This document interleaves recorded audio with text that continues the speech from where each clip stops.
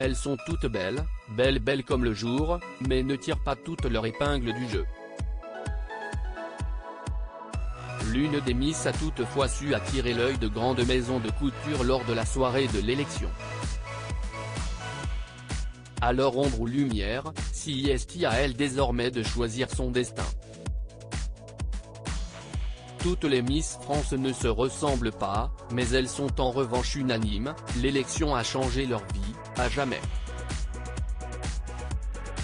Chacune d'entre elles a en effet vu s'offrir à elle un monde de possibles dont elles n'auraient jamais pu rêver, avant que la couronne ne soit posée sur leur tête. Mais que deviennent les perdantes? Certaines ont tout de même un joli destin. La première dauphine peut en effet être amenée à remplacer sa consoeur dans certains grands événements, y compris des élections. En 2017, Aurore Kichenin, première dauphine d'Alicia Elly, a ainsi représenté la France lors de l'élection de Miss Monde 2017.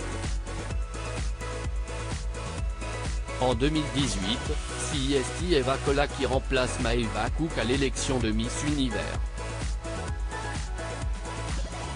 Bientôt CIST Floriane Bascou, la première dauphine de Diane Lair, qui représentera l'Hexagone lors de l'élection de Miss Univers le 14 janvier 2023 aux États-Unis. Mais surtout le comité leur propose de participer à des soirées et autres galas. Une façon de remplir son carnet d'adresses de noms utiles pour l'avenir. CIST ainsi que Virginie Deschenaux, première dauphine de Miss France 2010, Malika Ménard fait aujourd'hui carrière dans la communication.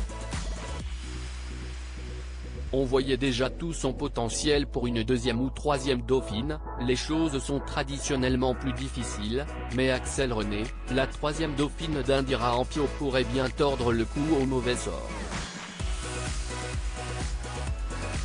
La Miss Martinique a en effet fait forte impression le soir de l'élection.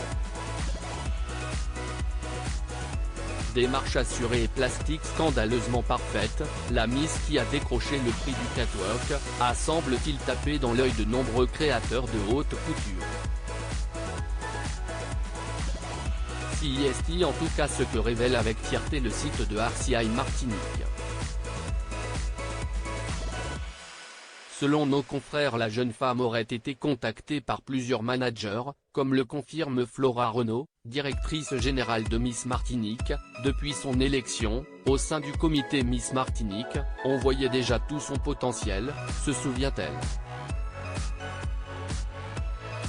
On a mis en place plusieurs shootings, que vous avez pu découvrir durant le mois de préparation à Miss France.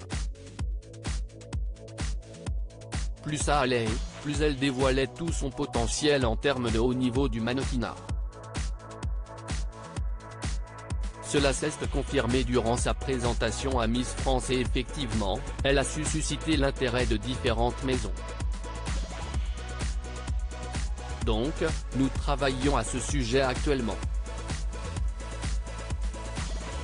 Si pour l'heure la ravissante reine de beauté semble fermement décidée à se consacrer à son projet portant sur la prévention des risques naturels, l'appel de la mode pourrait bien être le plus fort.